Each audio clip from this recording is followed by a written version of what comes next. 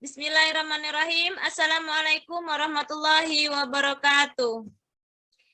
Perkenalkan, nama saya Siti Mariatun, saya dari kelas 2B PAI. Saya akan memaparkan penjelasan dari RPP yang akan saya sajikan. Di sini saya sajikan RPP mengenai Islam mengajarkan kebersihan. Adapun RPP yang saya sajikan di sini yaitu RPP Mata Pelajaran Pendidikan Agama Islam kelas 4 semester 1 dan alokasi waktunya yaitu 4 kali 35 menit. Pada RPP ini saya menggunakan teori belajar dan pembelajaran yang melandasi rancangan dan pengembangan RPP-nya yaitu teori belajar behavioristik yang mana belajar adalah perubahan tingkah laku sebagai akibat dari adanya pengalaman dan latihan dalam hubungan stimulus, yaitu siswa belajar tentang najis dan hadas dan dapat menerapkannya dalam kehidupan sehari-hari. Di sini ada kompetensi inti yang mana KI1, KI2, dan KI3 serta KI4.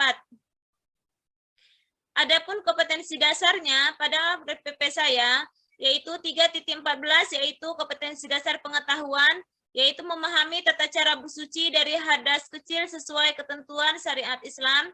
4.14 yaitu KD keterampilan yaitu mempraktikkan tata cara bersuci dari hadas kecil sesuai ketentuan syariat Islam.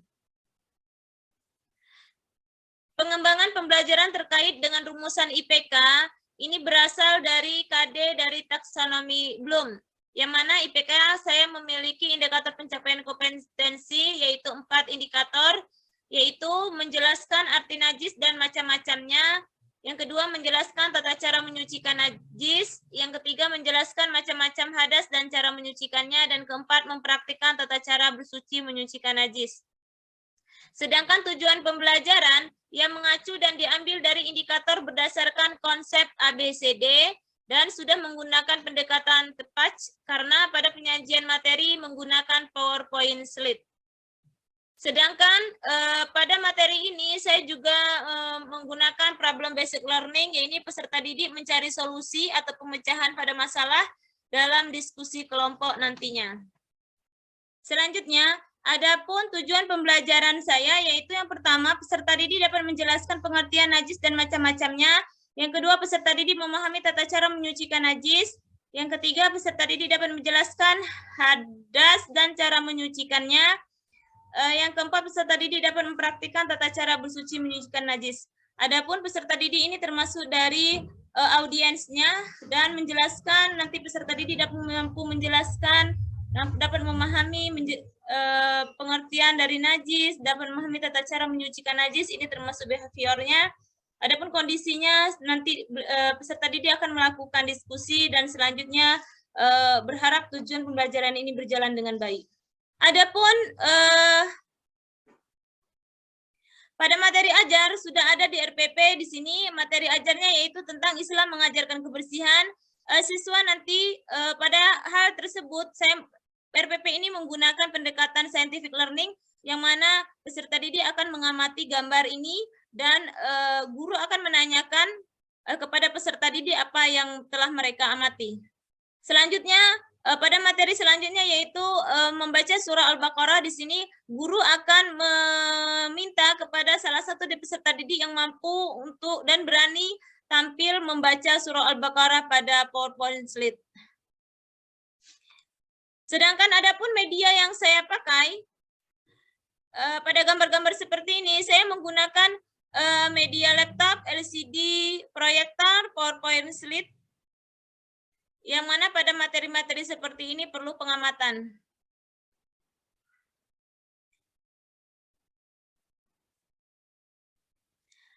Selanjutnya, saya menggunakan pendekatan scientific learning, yang mana sudah saya jelaskan tadi bahwa scientific learning ini mengacu kepada siswa mengamati,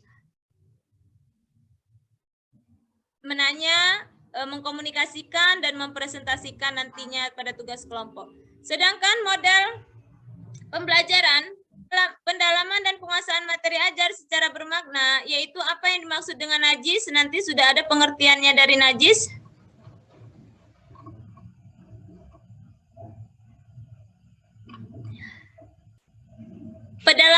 penguasaan materi ajar secara bermakna, yaitu apa yang dimaksud dengan najis dan hadas. Di sini pada RPP sudah dicantumkan materinya tentang pengertian najis, benda-benda yang termasuk najis, dan beberapa tingkatan najis, beserta contoh dan cara menghilangkannya. Ini adalah merupakan materi.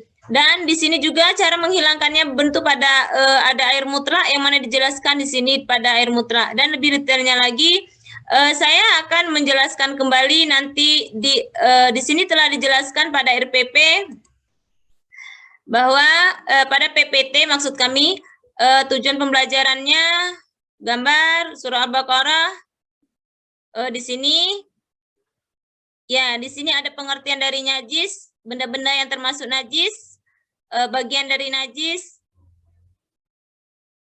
air mutlak, macam-macam air mutlak, istinja, hadas, dan tata cara menyucikan hadas.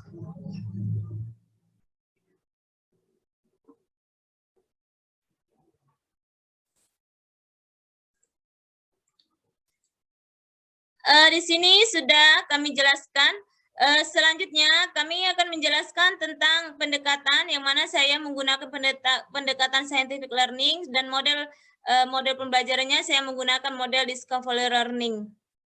Metode yang saya gunakan yaitu metode observasi audiovisual, tanya jawab, diskusi, presentasi, dan demonstrasi. Di sini sangat berpengaruh yaitu metode demonstrasi, yang mana pada metode demonstrasi ini peserta didik dituntut untuk mampu menerapkan, mampu mencapai tujuan pembelajaran yang keempat, yaitu mampu mempraktikkan tata cara membersihkan najis. Adapun kegiatan pembelajaran saya, di sini saya pada kegiatan pendahuluan saya menggunakan waktu 20 menit karena di sini saya mengawali pembelajaran. Selanjutnya ada pembacaan bersama-sama, pembacaan doa, dan di sini juga akan membacakan surah-surah pendek pilihan, yang mana yang akan dibacakan adalah surah An-Nasr beserta artinya, lalu menyanyikan lagu kebangsaan Indonesia, Selanjutnya juga guru juga mengarahkan untuk kesiapan dalam belajar, yaitu mengisi absensi dan memeriksa kehadiran atau kerapian pakaian peserta didik.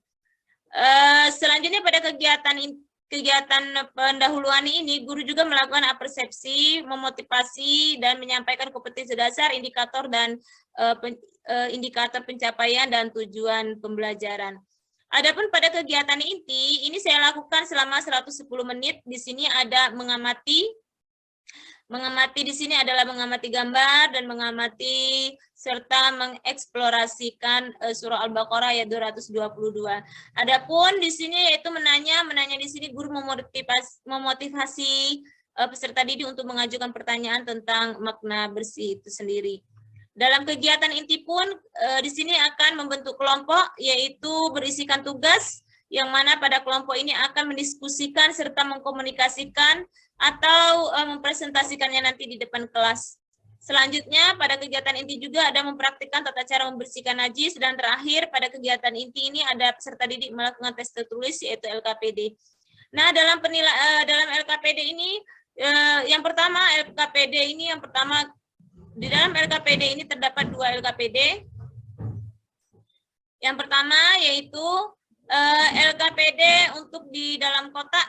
Ya, di dalam kotak ini termasuk LKPD diskusi. Karena pada diskusi ini kami membuat soal, kami masukkan ke dalam kotak agar peserta didik mampu belajar secara menyenangkan dan efektif. Selanjutnya, kami juga akan LKPD yang kedua yaitu LKPD tertulis. Ini dilakukan oleh individu, yang mana peserta didik akan melakukan tes tertulis. Adapun pada tes tertulis ini, saya rasa sudah mengembangkan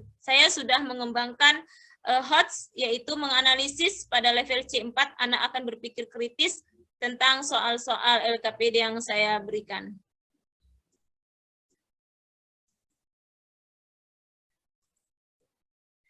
Selanjutnya pada terakhir yaitu penutup saya menggunakan waktu 10 menit, yang mana pada penutup ini, kegiatan penutup ini peserta didik menyimpulkan kegiatan pembelajaran dan guru memberikan penguatannya, serta dalam penutup ini guru melakukan penilaian dan refleksi pada pembelajaran ini, dan terakhir pun guru menyampaikan materi untuk minggu depan dan ditutup dengan doa dan salam.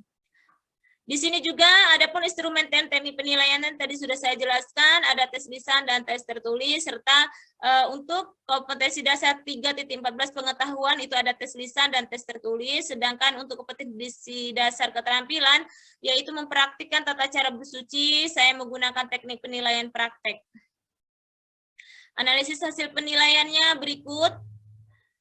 Selain tulisan, ketika siswa memiliki nilai di bawah KKM, maka akan diadakan remedial, namun ketika siswa nilainya di atas KKM, maka akan mengadakan pengayaan. Sedangkan media yang saya gunakan pada RPP ini yaitu media LCD projector, yaitu laptop dan PowerPoint slide. Adapun alatnya papan tulis, buku absen, dan kotak, yang mana kotak ini difungsikan untuk kerja kelompok. Adapun bahan dari RPP ini yaitu saya menggunakan spidol dan pena. Selanjutnya sumber belajar. Sumber belajar yang saya gunakan pada materi ini yaitu Al-Quran dan terjemahan, buku guru mata pelajaran PAI, dan buku siswa mata pelajaran PAI di kelas 4, serta sumber pendukungnya yaitu internet dan lingkungan sekitar. Mungkin itu saja pemaparan untuk tentang RPP, namun di sini ada beberapa lampiran. Yang pertama, saya juga mempunyai penilaian sikap spiritual, yang mana penilaian diri di sini disajikan sebuah pernyataan, yaitu ketika akan sholat kita harus bersuci, kita dapat bersuci dengan air yang bersih saja, ketika kita buang air kecil atau besar kita harus melakukan istinja. Di sini mempunyai rubrik penilaian. Di sini penguasaan materinya kira-kira nilainya berapa, dengan catatan berapa sangat baikkah, baik atau sedang atau kurang baik. Selanjutnya yaitu penilaian pengetahuan, juga tadi terdapat pada penilaian pengetahuan. Di sini pada penilaian pengetahuan, teknik penilaiannya itu tes tertulis dan bentuk instrumennya yaitu tes uraian. Saya menggunakan 5 soal yang mana indikator sesuai dengan indikator dan tujuan pembelajaran.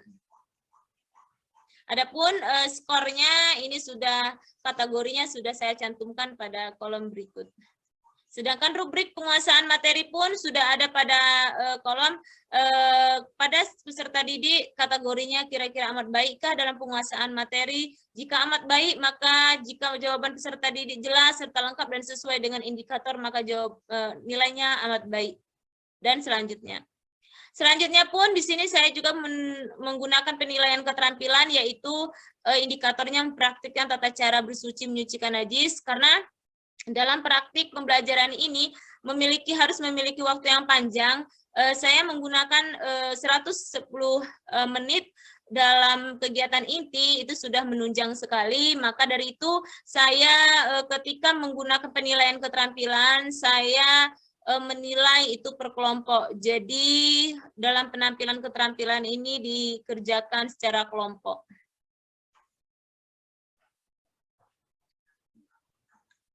Mungkin hanya itu pemaparan dari kami.